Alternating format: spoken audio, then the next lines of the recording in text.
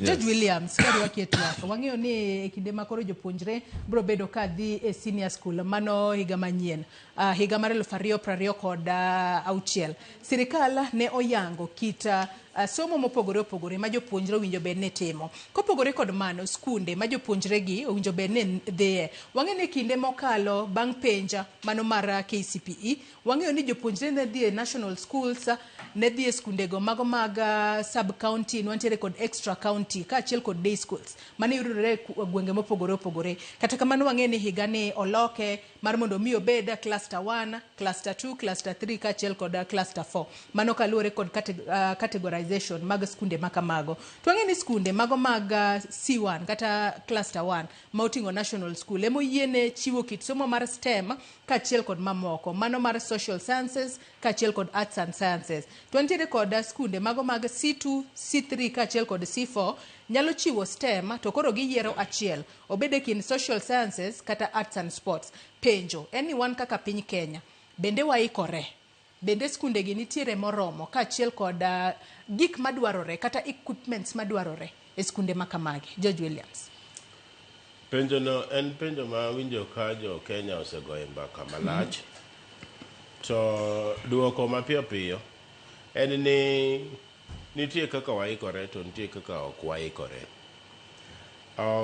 Sikunde manyeche ne gin national schools to gi mane iluongo chon ma iluongo ni county schools aparo. Nitie gi level moro mar ikruok matin. National schools skunde mane wakete resources mang'eny, mane wagero school labs, waketo gi magi ikore ne puonjo science, ne puonjo ne technology, ne puonjo mathematics,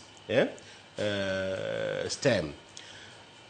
Koro ne an gi luoro moro matin chieng' manyeche ne directive owuok Ministry mar Education.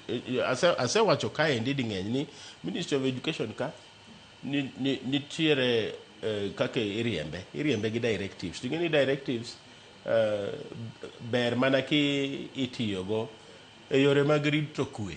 Ma kwa wacho ni riemburu jogo kanyo, gibiro ketho gimoro to udhi uriembogi. To yor somo ok nyal riemb gi directives.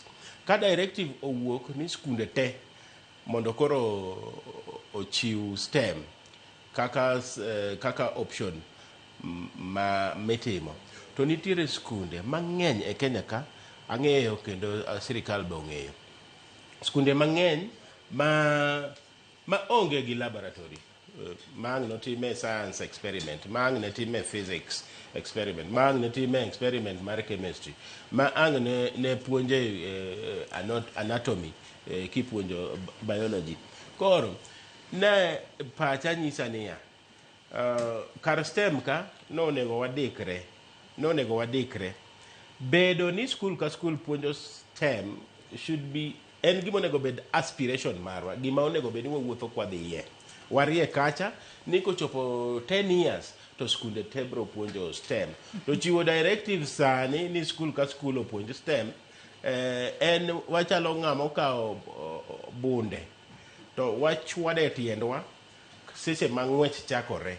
Koro ing'eni ng'ama tiende ogo bunde ok nyal ringo, en ng'ama dwa swekre asweka kae. Kendo aneno ka swekruok dhi bedo e skunde mang'eny mane ok oikore gi ne STEM. To skunde ma nyeche ne gin national schools, taparo ni bro timo maber e STEM. Kane wanyalo bedo joma paro kendo mapango ma ok team education gi directives, to de wabedo piny, de wawacho ni watimuru gini progressively, ni wachak gi ka skunde moikore gi ema mondo waket mondo otim ang'o, ochiw STEM. To ma ok oikore gi waik gi uru. Kendo nitie yore mang'eny mag iko skunde mondo obed moikore ne STEM.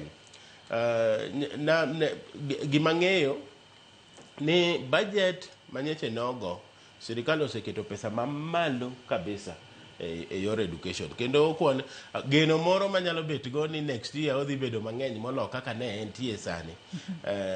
To okane.